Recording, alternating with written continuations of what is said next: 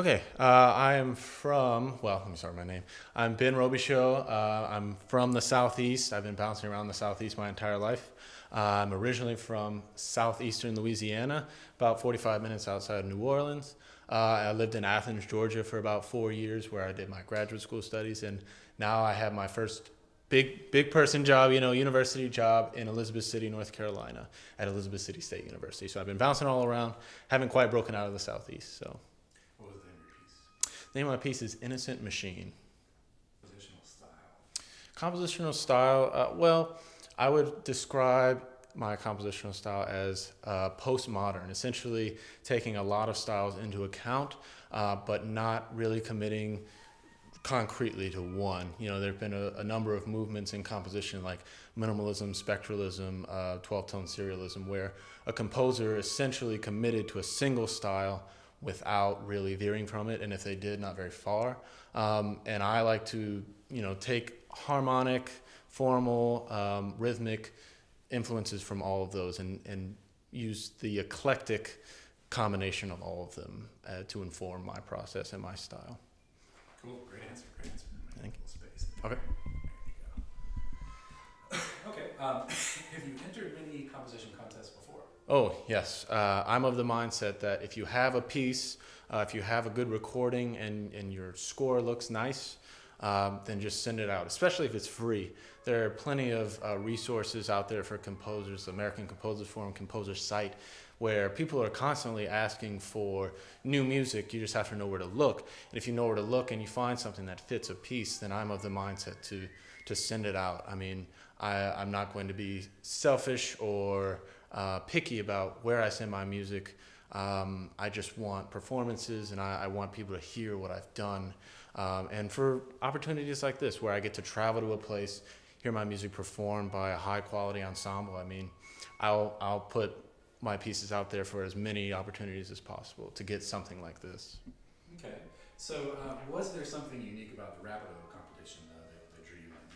I think, like I mentioned, I do a lot of composition competitions, and maybe 1 or 2% of them you get anything back that's, you've been chosen or you were considered kind of thing. Something interesting about the Rapido competition is the prize. The prize is it's extraordinarily high. I mean, you get commissions with all the performing ensembles of the region. You get a commission with the Atlanta Symphony Orchestra and a pretty substantial monetary prize. Usually, if a composition competition is worth entering, you get either a performance, you get some kind of monetary incentive that doesn't match what this particular competition is offering, or you get a commission, and it's usually not more than one commission, and this is offering two.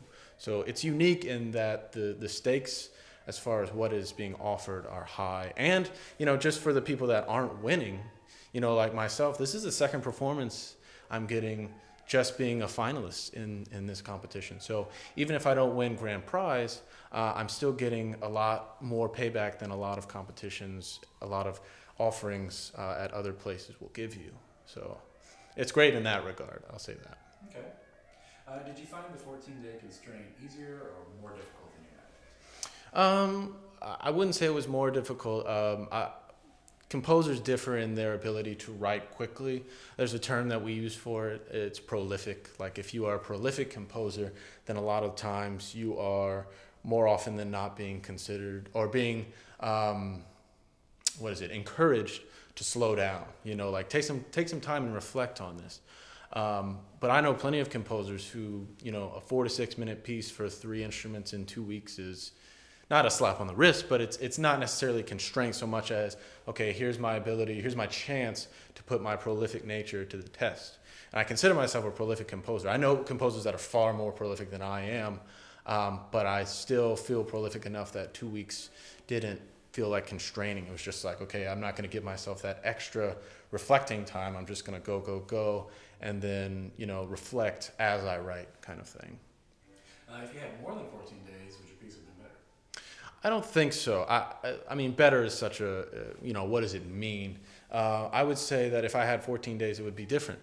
Because when you reflect on ideas, you could be sitting down for 3 hours and write a significant amount of music that you love, give it 2 weeks to marinate, and come back and you're like, well, I don't really like this, I'm going to take a different approach. Or the exact opposite, you could hate what you wrote, come back and say, oh, I really love it, let me build on this idea. Regardless, because I didn't have that reflection time, I didn't really allow myself to overthink what I had written and go back and change it. Now, again, would it be better or worse? I don't know. It would definitely be different, though, informed by a period of reflection.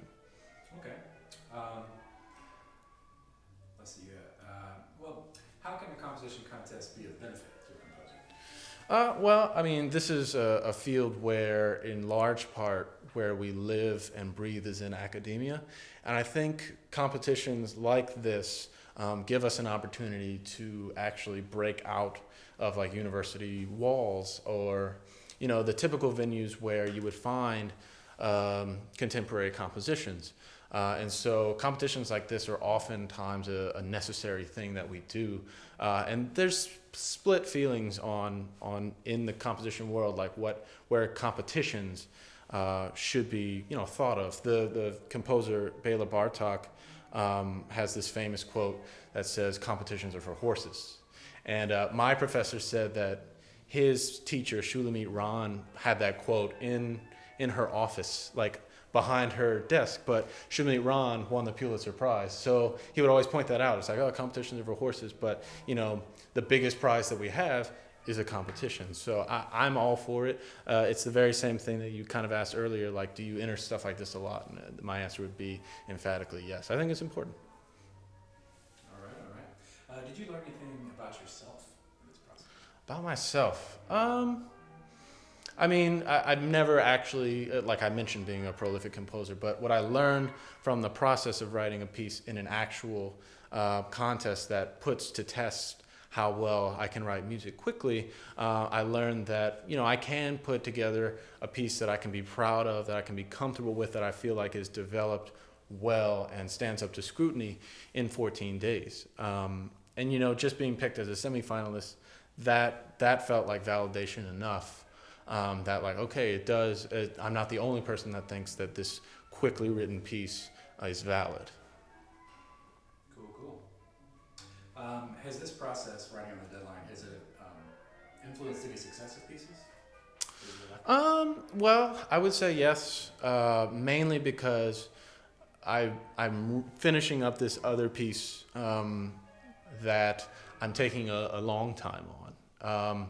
And I don't know if I'm doing that as a result of, okay, I'm done with this really quick piece, now let me take some time. And now it's significantly longer, it's 10 minutes, and the ensemble's a little larger, but I still could have written it very quickly. And I'm allowing for a lot of reflection time. So yes, actually, I always try and do something different process-wise from piece to piece just to yield a different result, because I don't think process should be a fixed thing. I feel like if you keep the process the same, you'll end up with a lot of the same pieces. So as an antithesis to the 14-day challenge, I've been working on this other piece for about 4 or 5 months now, and I'm just now finishing it. So yes, actually. Cool. How do you feel about the possibility of being invited to write for the ASO? That would be a dream come true, frankly. If I could write for the ASO, I feel like a lot of things would start going my way, because we were just talking about it outside. A lot of composers become successful because a single opportunity allowed them to, it's kind of like a snowball effect. A lot of these competitions and calls will ask you, submit your best work. And a lot of that will be, is it legitimately the best work? Do you have a great recording? Who's it written for? So if I can write a large ensemble work for the ASO and then have that in my portfolio that I can just slap onto everything that's asking for a portfolio, then I feel like that would allow other things to open up for me. Even if it doesn't open up those kinds of opportunities, I mean, in and of itself, writing for a major symphony orchestra of this caliber is in and of itself a dream come true. All right. What's next for you professionally? Well, I'm in the second semester of my first university teaching job full-time outside of graduate school. But I'm constantly thinking, is this what I want to do? Because in a lot of ways, academia doesn't allow for artistic creativity. It allows for it, but it's usually seen as a very secondary thing. And academia is very political. It's all about, university first, as it should be. But as a composer, can a composer thrive in that environment? The answer is yes. but I'm not so certain where I'm at now is where that will thrive. But that will take time. I'm in my, again, second semester there, so I've only been there 5 months. I think it'll take a few years there to really know if that's what I want to do. If this breaks my way, there could be opportunities that I can feel more viable for job-wise that may be just too good to pass up. But I mean, this profession is all about being humbled, though. No matter what you accomplish, someone out there is writing something bigger and better than what you've accomplished. So it's all about like getting back to work. No matter what happens, what's next? What am I going to write? What am I going to go for?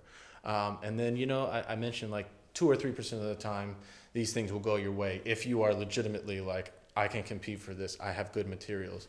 And if you keep vying for that 2 or 3%, eventually something is going to break. And that's kind of what I'm relying on. But in the meantime, I've got a full-time job, and a lot of composers can't say that, frankly. And it's a sad reality, but I don't take that for granted. Awesome. All right. Thank you, Tim.